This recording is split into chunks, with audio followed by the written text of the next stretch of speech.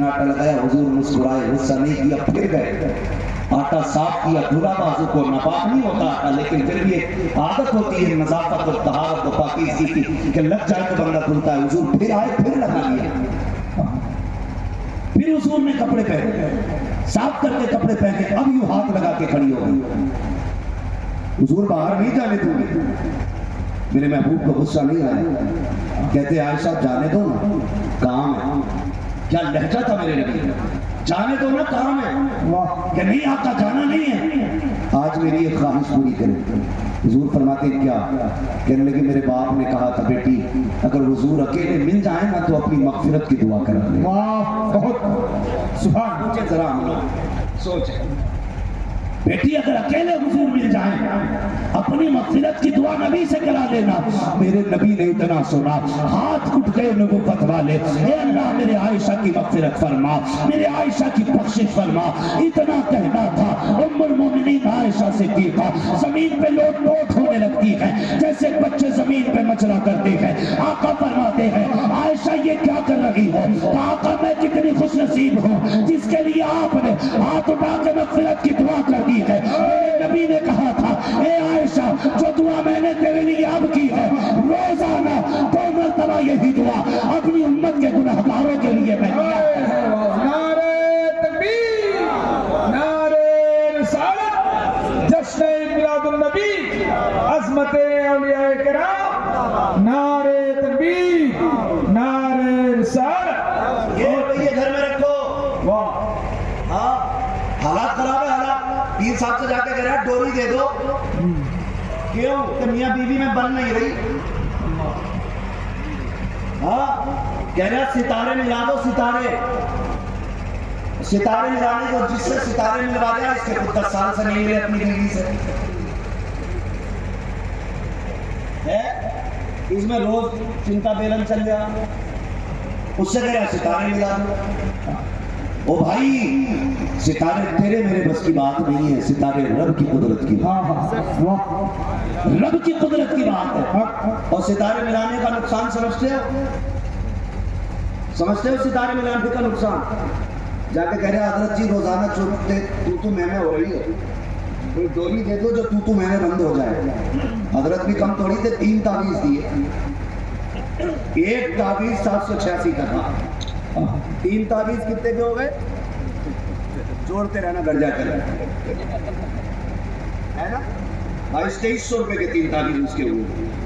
اب وہ لے کے گیا گھر، حضور کرنا کیا سنیں یار، ذرا تماشا بنا کے رکھ دیا ہے دین کو لوگوں نے۔ ہاں اتنی وہم پرستی آ گئی، پھوک مار دی میں نے، چلو میں ٹھیک ہو گیا۔ او بھائی کان کھول کے میری بات سنو، جب تک اللہ نہ چاہے تو بندہ اپنی طاقت سے کسی کو کچھ نہیں دے سکتا۔ کنفرم ہے نا اتنا؟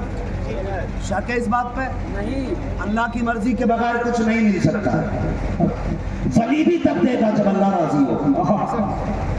پھوک مروائی، 3 تعویذ لیے، حضرت کرنا کیا کہہ رہے پیڑ میں ٹانگ دینا، یہ جتنا ہلے گا اتنا تیری بیوی کا دل ہلے گا۔ ابھی اسے ہارٹ کا مریض بنانے تھوڑی آئے تھے۔ دوسرا کہہ رہا بازو میں باندھ لے، تیسرا تکیے میں رکھ دینا۔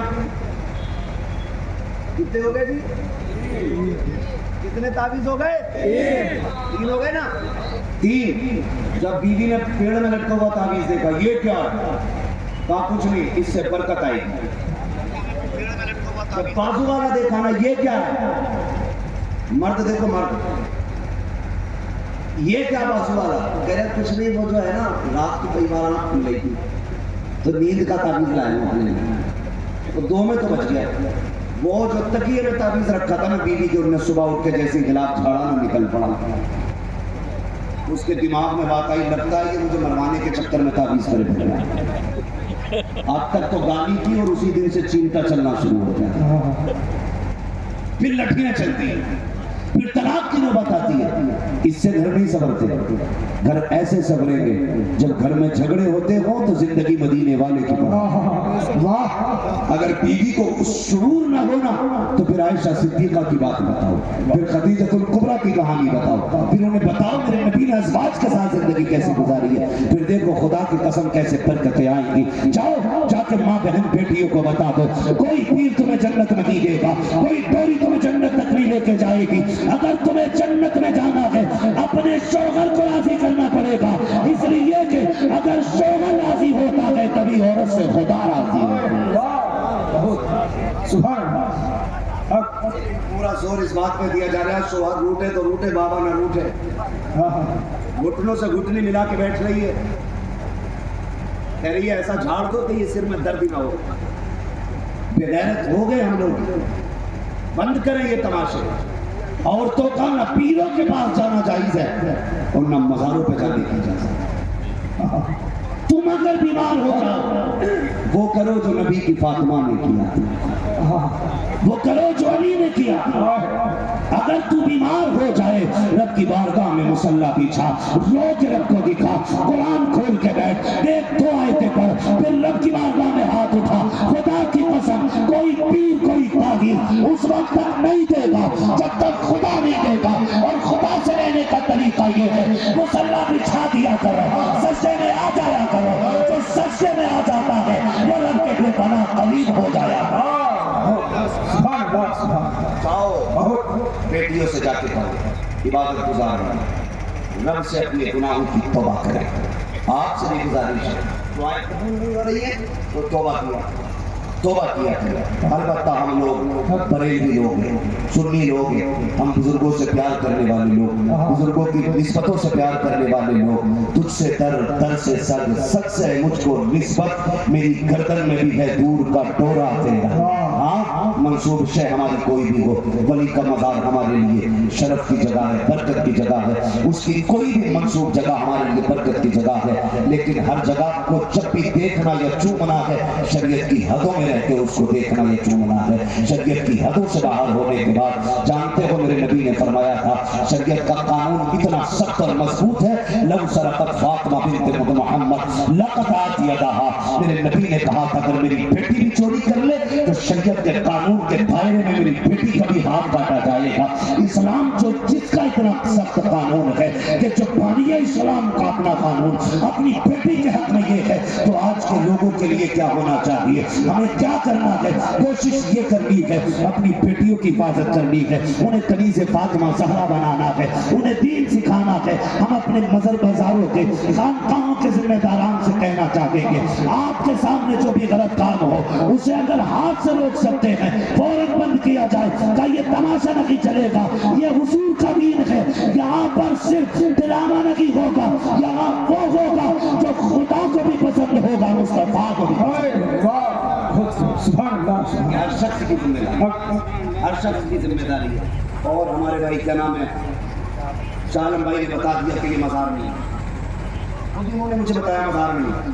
آپ بھی کان کھول کے سن لیں، اس کو مزار نہ مانو جب ہے ہی نہیں، اور بلا وجہ کا مصنوعی مزار کسی کو بنا لینا، ایسے لوگوں کے لیے بڑا سخت عذاب تیار کیا گیا ہے، بڑا سخت عذاب تیار کیا گیا ہے۔ ہاں یہ منصور شے ہے، اگر کسی بزرگ سے کسی بزرگ کے یہاں قدم پڑے ہیں تو بات اپنی جگہ ہے، لیکن یہ مزار نہیں ہے تو یہ نظریے نکالے۔ اگر کسی کو طواف کرنے کی بیماری ہے تو علاج کر لے، سجدے کرنے کی بیماری ہے تو علاج کر لے۔ ہمارے اسلام میں صرف خدا کو سجدہ کرنے کی اجازت ہے، باقی کسی کو اجازت نہیں ہے۔ میرے نبی نے کہا تھا اگر خدا کے بعد کسی کو اجازت ہوتی سجدہ کرنے کی تو میں عورتوں کو حکم دیتا کہ وہ سب سے پہلے خدا کے بعد اپنے شوہر کو سجدہ کرے۔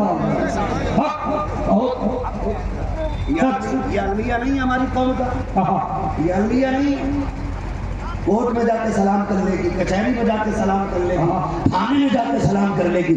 جتنی جی حضوری ان لوگوں کی کرتی ہے، اگر عورت اتنی جی حضوری اپنے شوہر کی کر لے تو اسے زندگی میں کوئی دکھ نہیں آ سکتا، دکھ نہیں آ رہی۔ مجبوری ہے کہ جہاں جھکنا تھا وہاں جھکی نہیں، اور جہاں جھکنا نہیں تھا وہاں مر گئی جائے۔ اس لیے میرے بھائی آپ سے گزارش ہے صحیح دین سمجھے، صحیح دین پہ عمل کریں اور صحیح دین کو اپنائیں۔ جنت میں جانے کے لیے نظام مصطفیٰ پہ عمل کرنا ضروری ہے۔ نظام مصطفیٰ پہ عمل کرنا ضروری ہے۔ اللہ تعالیٰ ہماری نسلوں کو مصطفیٰ جان رحمت کے قوانین پہ عمل کرنے کی توفیق عطا فرمائے۔ بس جو ہوئے غلط ان کو معاف فرمائے رب کائنات۔ زندگی میں دیا ساتھ پھر ہوگی ملاقات، چمن رہا پھول کھلیں گے، زندگی رہی پھر ملیں گے، مسافر احمد مسافر۔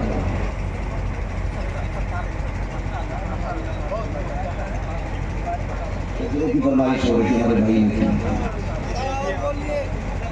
آدھا گھنٹہ تو نہیں میرے بھائی، میں ابھی بھی حیدرآباد سے آیا اسی طرح یہاں پہ۔